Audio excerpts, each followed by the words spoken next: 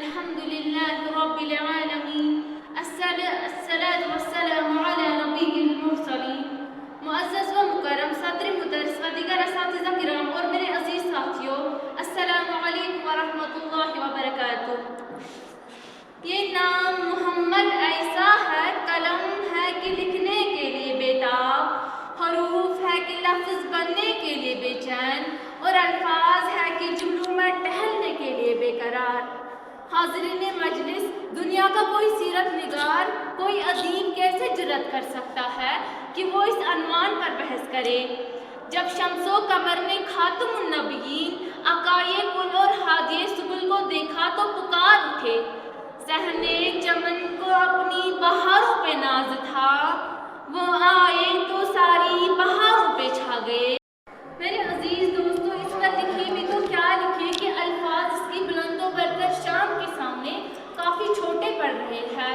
وہ تو وہاں پہنچا جہاں جبریل نہ پہنچ سکا، تو بلائے رسم الالقاب اس تک کیسے پہنچ سکتے ہیں کہ جس کے گھر کا مہمان کبھی خالی ہاتھ نہ لوٹا اور جس کے دامن دولت کے سامنے یتیموں کو پناہ ملی۔ میرے عزیز دوستو، کوئی ساحر کہتا ہے تو کوئی شاعر، لیکن وہ نہ ساحر تھا نہ شاعر، وہ تو بس دلوں کا درد تھا جو دل سے نکل کر دلوں میں اترتا جا رہا تھا۔ وہ آیا تو امی تھا لیکن عالم بنا گیا، فقیر بن کے آیا غنی بنا گیا، یتیم پیدا ہوا لیکن یتیموں کا والی بن گیا، اکیلا اٹھا تھا زمانوں کو کھڑا کر گیا، بے نام کا الزام دے گیا، قیامت تک نشان چھوڑ گیا۔ میرے عزیز دوستو، وہ جو خدائی معیار پر ایسا اترا کہ رب نے اسے لقد کان لکم فی رسول اللہ اسوۃ حسنہ قرار دیا، بھلا اس سے افضل بھی کسی کی کیا سیرت ہو سکتی ہے؟ کسی شاعر نے کیا خوب منظر کشی کی ہے۔ بدی کا زور تھا ہر سو، جہالت کی گٹا یہ تھی، فساد و ظلم کی چاروں طرف پھیلی ہوا یہ تھی، ذرا سی بات پر تلوار چل جاتی تھی آپس میں، تو پھر جنگ آتی ہی نہ تھی تو چار کے بس میں۔ اگر لڑکی کی پیدائش کا ذکر اپنے گھر میں سن لیتے تو اس معصوم کو زندہ زمین میں دفن کر دیتے۔ غرض جو بھی برائیاں تھی وہ اس وقت مکہ والوں میں موجود تھی، نہ تھی شرم و حیا آنکھوں میں، گر گر بے حیائی تھی۔ مگر جب اللہ تعالیٰ نے ان پر اپنا رحم فرمایا تو عبداللہ کے گھر خدا کا لاڈلا آیا۔ میرے عزیز دوستو، ہجرت کے موقع پر جب نبی صلی اللہ علیہ وسلم مکہ چھوڑ کر جا رہے تھے تو حرا کی چٹانیں چلا رہی تھی کہ اے اللہ کے رسول ہماری طرف آئیے، اور وہاں سے مدینہ کی سرسبز وادیاں پکار رہی تھی کہ اے اللہ کے رسول ہمیں شر بخشے۔